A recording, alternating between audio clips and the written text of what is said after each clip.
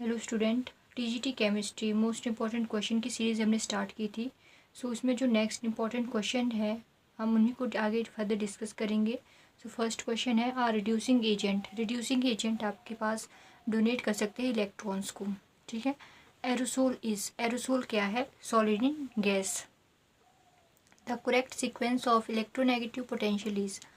आपके पास यहाँ पे 5 एलिमेंट दिए गए हैं, इनका आपने करेक्ट सीरीज या सीक्वेंस देना है इलेक्ट्रोमैग्नेटिक पोटेंशियल का, राइट। तो सबसे पहले आपके पास आएगा P is greater than SI, SI is greater than aluminium, aluminium is greater than Mg magnesium, and magnesium is greater than sodium, ठीक है। फॉस्फोरस सिलिकॉन से बड़ा है, silicon aluminium, and aluminium magnesium से बड़ा है, मैग्नीशियम सोडियम से।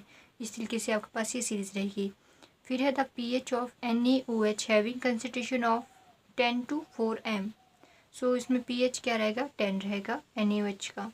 During combustion of a substance, जब आपके पास किसी सब्सटेंस का कंबशन हो रहा है तो जो डेल्टा H है वो क्या रहेगा? नेगेटिव रहेगा। The reaction of alkyl halide with RCOOAg produces.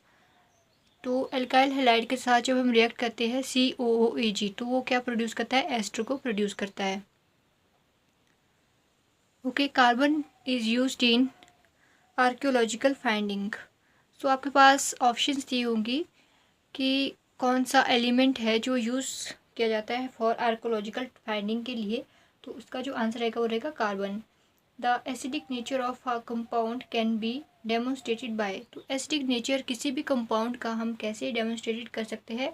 Bye ability to lose proton. First law of thermodynamics is expressed as. First law of thermodynamics को हम कैसे एक्सप्रेस करते हैं?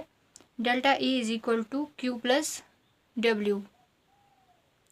Every reaction proceeding spontaneously is accompanied by decrease in free energy. Einstein theory of photo electric effect is based on. जो Einstein की theory है photo electric effect की, वो किसके आधार पर है? It based on the Planck's quantum theory of light. तो ये किसके ऊपर आधारित है? जो प्लैंक की क्वांटम थ्योरी ऑफ लाइट है उसके ऊपर आधारित है। The state plus half and minus half for the electron spin represent.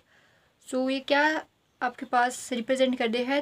To quantum mechanical spin state which have no classical analogue. ये शो कर दे है आपके पास दो क्वांटम मैकेनिकल स्पिन स्टेट को जो आपस में क्या है, उनके बीच कोई भी क्लासिकल एनालॉग नहीं बन रहा है। According to Langmuir adsorption isotherm, the amount of gas absorbed at very high pressure reaches a constant limited value। So Langmuir absorption isotherm के अनुसार जो आपके पास अमाउंट है गैस का जो एब्जॉर्ब हो रहा है वेरी हाई प्रेशर में, वो रीच कहाँ होता है? At a constant limited value में, ठीक है। लिमिटिंग वैल्यू के कांस्टेंट के जब वो रीच कर जाता है वहाँ पर आपके पास जो अमाउंट ऑफ गैस है वो एब्जॉर्ब होता है। और प्रेशर कैसा होना चाहिए? बहुत ही ज़्यादा प्रेशर आपके पास वहाँ पर रहना चाहिए। The rate constant of nth order has unit. So rate constant n order के लिए आपके पास क्या रहता है? Mole 1 minus n litre n minus 1 second minus 1। Internal energy and pressure of a gas of unit volume are related dash. So इसको कैसे relate किया जाता है? P is equal to 2/3 E के अकॉर्डिंग। नेक्स्ट है aluminium vessels should not be washed with materials containing washing soda because. Aluminium की vessels को हमें वॉशिंग सोडा के द्वारा वॉश नहीं करना चाहिए। क्यों? क्योंकि जो वॉशिंग सोडा है वो रिएक्ट करता है एल्यूमिनियम के साथ और फॉर्मेशन कर देता है आपके पास इनसॉल्युबल एल्यूमिनियम ऑक्साइड की। Which acid is formed when SiF4 react with H2O। तो कौन सा आपके पास एसिड बनता है? H2SiF6, जो हम रिएक्ट करते हैं SiF4 एंड H2O को। In the reaction H2S plus O3 it gives the product R। तो जब हम इन दोनों को रिएक्ट करते हैं वाटर एंड ओजोन को, तो आपके पास जो प्रोडक्ट बनता है वो क्या बनेगा? वो बनेगा आपके पास water S and O2। Glucose forms many derivatives. The derivative which will help to prove the Furano structure is। जो ग्लूकोज के बहुत ही ज़्यादा डेरिवेटिव होते हैं, ठीक है। तो आपने एक ऐसा डेरिवेटिव बताना है जो हमें हेल्प करता है फ्यूरानेज के स्ट्रक्चर को आइडेंटिफाई करने में। सो वो कौन सा डेरिवेटिव है ग्लूकोज का? आइसोपायरोलिडीन, ठीक है। आइसोपायरोलिडीन आपके पास डेरिवेटिव रहेगा। नेक्स्ट क्वेश्चन है, drying oil are so called because they. तो drying oil are so called क्यों? क्योंकि they are highly unsaturated and so undergo atmospheric oxidation to yield resinous residue and become hard solid. A solution of sodium in liquid ammonia is blue due to presence of।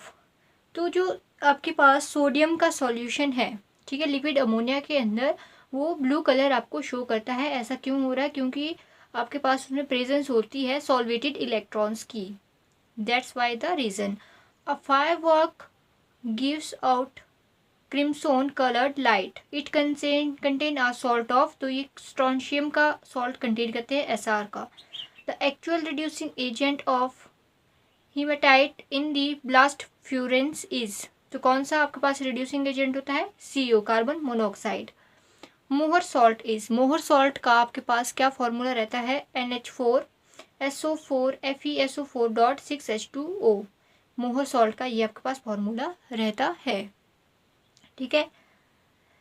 केजल्डल्स method is used in the estimation of. तो ये method किसके estimation के लिए use किया जाता है? For the nitrogen की estimation के लिए हम इसका यूज करते हैं। Natural gas is a mixture of. Natural gas किसका मिक्सचर है? CH4 C2H6 C3H6 का। Dettol consist of. डेटॉल किससे बना होता है? क्रिसोल एंड इथेनॉल का मिक्सचर से हमारे पास डेटॉल की फॉर्मेशन होती है। Cellulose is a polymer of. Cellulose आपके पास डी ग्लूकोज का पॉलीमर होता है, ठीक है। The reagent commonly use to determine hardness of water titrimetrically is. So hardness of water को डिटरमाइन करने के लिए हम कौन सा रिएजेंट यूज़ करते हैं? डाइसोडियम सॉल्ट ऑफ EDTA, जो कि टाइट्रेशन के लिए बहुत ज़्यादा यूज़ किया जाता है, EDTA, ठीक है। The complex used as an anti cancer agent. तो एंटी कैंसर एजेंट हमारे पास कौन सा कॉम्प्लेक्स रहता है? Cis PTCl2NH3 twice. In the Haber process, the manufacture of ammonia, the following catalyst is used। Haber process में हमने मैन्युफैक्चर करनी है अमोनिया के लिए, ठीक है। तो हम उसमें कौन सा कैटलिस्ट यूज़ करते हैं? हम करते हैं use iron with molybdenum as promoter. A finely divided state of catalyst is more efficient because in this state. आपके पास जो फाइनली डिवाइडेड स्टेट है कैटलिस्ट की, वो बहुत ज़्यादा एफिशिएंट होती है यूज़ करने के लिए। ऐसा क्यों हो रहा है? क्योंकि जो ये स्टेट है ये मोर सरफेस एरिया को कवर करती है, ठीक है। Because in this state more surface area is available. When common salt is dissolve in water. जब हम कॉमन सॉल्ट को डिजॉल्व करते हैं वाटर में, तो आपके पास बॉइलिंग पॉइंट है जो सॉल्यूशन का, वो इंक्रीज हो जाता है, ठीक है। The bakelite is made from phenol and formaldehyde. आपको पता है बेकेलाइट क्या है? पॉलीमर, जिससे आपके पास स्विच के बोर्ड्स बनते हैं, ठीक है। स्विच बोर्ड बन गए, स्विचेस हो गए, इन सारी चीज़ों में हमारे वापस बेकेलाइट पॉलीमर का यूज़ होता है, ठीक है। तो बेकेलाइट आपका बना होता है फिनोल एंड फॉर्मेल्डिहाइड से। The initial reaction between the two compound is an example of. तो इन दोनों के बीच जो इनिशियल रिएक्शन है, ठीक है, वो किसका एग्जाम्पल है? वो एग्जाम्पल है एरोमेटिक इलेक्ट्रोफिलिक सब्स्टिट्यूशन का। In a radioactive decay. Radioactive decay में आपको पता है सबसे पहले तो अल्फा एंड बीटा पार्टिकल्स के बीच एमिशंस होती है। उसके बाद हम गामा पार्टिकल्स में एमिशन करते हैं, एमिटेड करते हैं रेज को, ठीक है।